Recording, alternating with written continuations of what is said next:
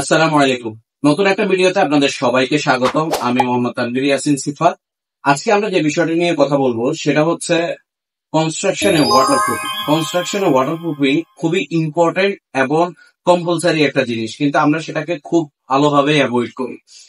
আমরা সাধারণত অ্যাডমিক্সার দিয়ে ওয়াটার প্রুফিং করাটাকে খুব বেশি হাই গ্রেড মনে করি, কিন্তু আসলে international standard wise water proofing যে অ্যাডমিক্সার ওয়াইজ আমরা করি সেটাকে খুবই প্রাইমারি গ্রেড ধরা হয়।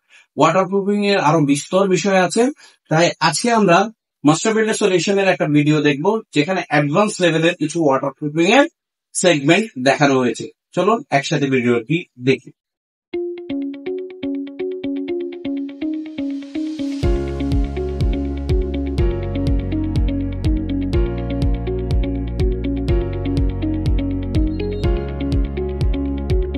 ভিডিও দেখছি ভাই।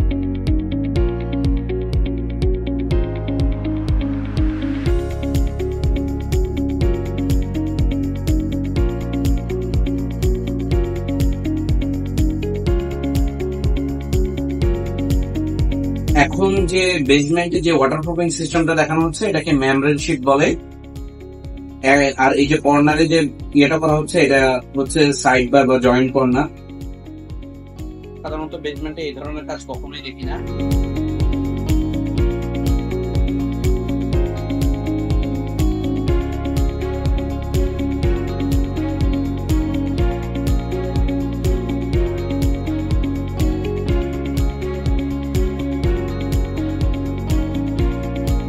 আমাদের এরকম অনেক জায়গায় আছে যখন মনে করে যে মেমব্রেন শীটটা অনেক অ্যাডভান্স লেভেলের, তো তাদের জন্য আসলে সামনে আরো অনেকগুলো বিষয় আছে, সেটা আস্তে আস্তে দেখতে থাকবেন। মেমব্রেন শীটটা আসলে কংক্রিট এবং মাটি থেকে আলাদা করার জন্য খুবই উপযোগী একটা বিষয়।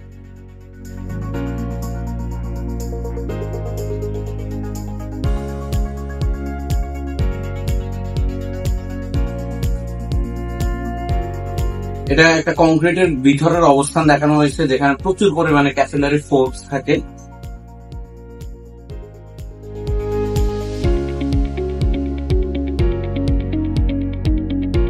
এখানে মাস্টার বিল্ডার্স এর একটি মাস্টার লাইফ সিরিজ এর ওয়াটারপ্রুফিং কম্পোনেন্টের একটি পলিমার দেখানো হচ্ছে যেটা হাইলি ওয়াটারপ্রুফিং, এবং এটা দিয়ে যখন মিক্সিং করা হবে সেই ক্যাপিলারি ফোর্স গুলা অনেক কমবে, সে বিষয়টাই বলা হচ্ছে। এই যে এখানে অনেক টাইপস অফ ওয়াটারপ্রুফিং এর বার এবং শীট দেখানো হচ্ছে, এটা কোথায় কোথায় ব্যবহার হবে সেটাই সামনে দেখতেছি আমরা।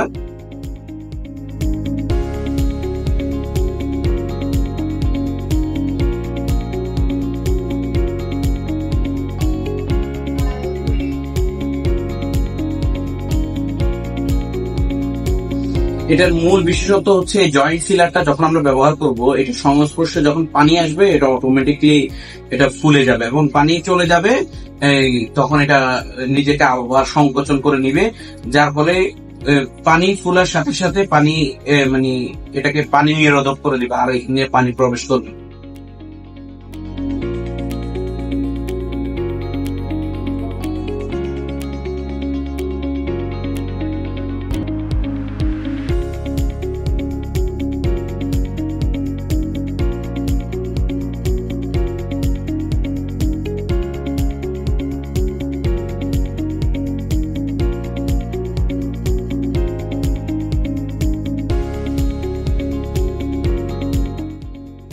এখানে যে তিনটে ফর্মুলেশন দেখানো হয়েছে, যেটা লিকুইড এবং সলিড বেসড, সেই তিনটা ফর্মুলেশনকেই এখানে দেখানো হচ্ছে যে কিভাবে আসলে আমাদের লিকেজ হওয়ার সম্ভাবনা আছে এবং কিভাবে সমাধান হতে পারে, এটার একটা ডিটেল এই ভিডিওটা করা হয়েছে।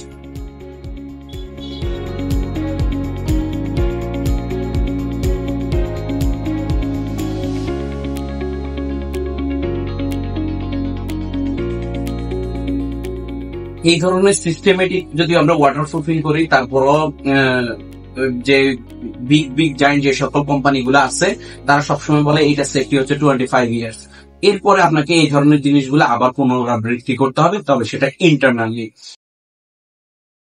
তো আমরা এখন যে ভিডিওটা দেখলাম এটা হচ্ছে মাস্টার বিল্ডার সলিউশন থেকে, তাদের কিছু প্রোডাক্টের ডিটেইলিং ছিল, এবং আসলে ওয়াটারপ্রুফিং বিষয়টাও কিন্তু এরকম ডিটেইলিং হইলে আমরা সেটা একটা চার্টেন পিরিয়ড পর্যন্ত আমরা সাস্টেনেবিলিটি পাবো, এবং সেটা আমাদের বিল্ডিংটাকে আরো বেশি মজবুত রাখবে, দীর্ঘস্থায়ী রাখবে, এবং পানি লিকেজ থেকে সেফটি দিবে। তাই ওয়াটারপ্রুফিং যেন তেন বিষয় দিয়ে না করে প্রপার ওয়েতে করার চেষ্টা করবো সবসময়। আল্লাহ হাফিজ।